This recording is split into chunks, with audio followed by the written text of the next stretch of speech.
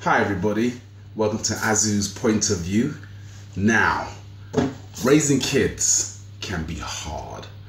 So today, I want you to listen to my point of view on this subject.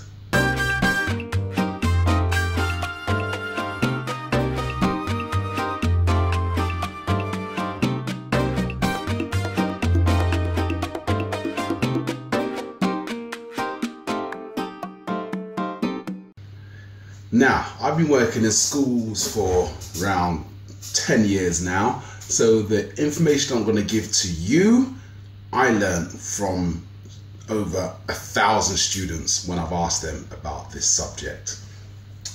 Now, remember before I had kids, I've got 2 kids, and one's like nearly 2, other one's like 6 weeks.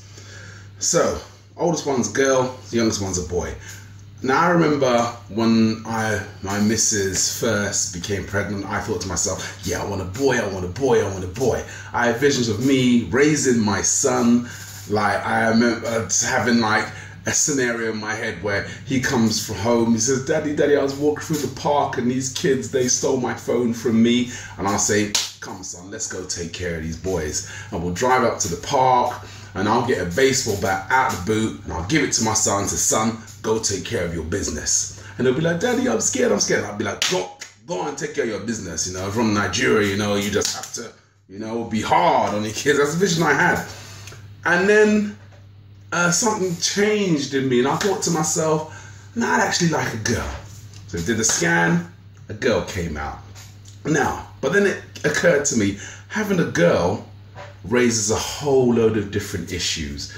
You know, I had visions of my daughter one day coming to me, maybe she'll be 12 or 13, and she'll be like, Daddy, there's this boy in school which I'm really in love with, and next week we're gonna run away together and I'm gonna have his babies. Now, my mind will be saying, look, just choke this girl right now, choke her and just end it.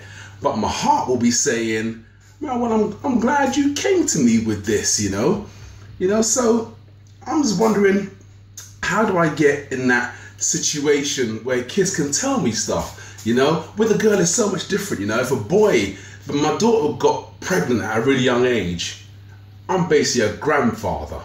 If my son got another girl pregnant at a young age, I can say, son, come, take your passport, we go to Nigeria, we come back in when you are 18, then we no longer have to deal with this business or something or other. You know, there's ways of, you know, it doesn't seem so bad.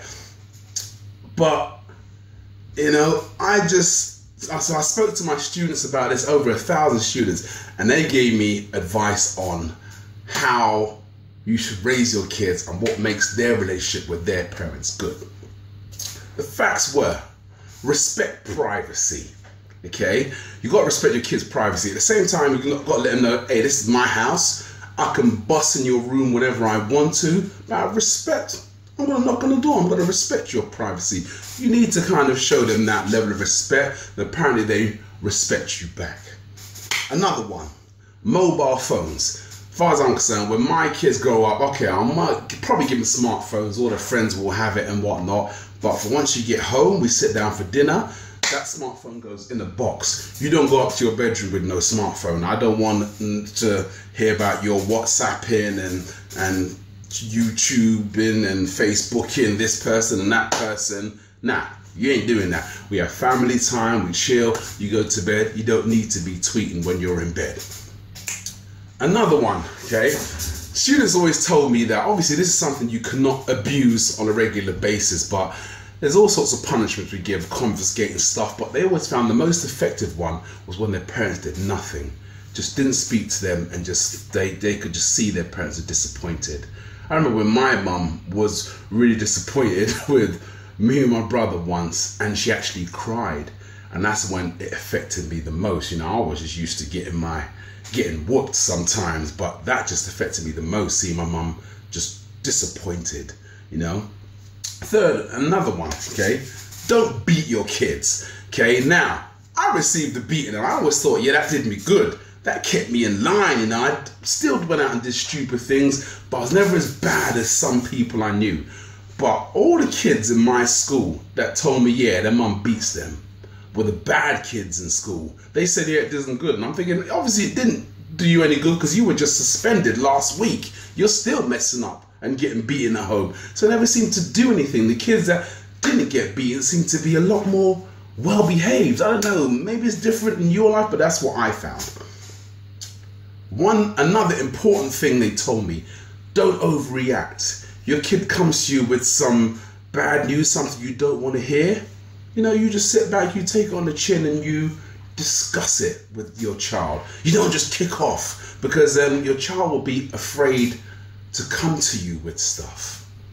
And one of the main ones that they all stressed is share your good moments and your bad moments. I know a lot of students found that when their parents came to talk to them about stuff, share their experiences, they felt more about opening up about issues going on in their life because their parents have shared their good times and their bad times, and they almost saw an opportunity to learn from their parents' mistakes. And that was one of the number one things that a lot of students felt it just helped them. You know, that it just helped them to bond a good relationship with their parents. So I would say that's probably my top tip. So look, I hope this helps you. You know, raising kids, it's going to be mad difficult. I'm scared. Now, my daughter is beautiful, just like her mum. And I know when she grows up, I'm going to be probably beating up teenagers left, right and center. That's why I can't wait for my son to grow up and get big so he can take care of business for me. And believe me, I will be teaching them both some Aikido. Okay? I hope this helps you. I'll see you next time on Azu's Point of View.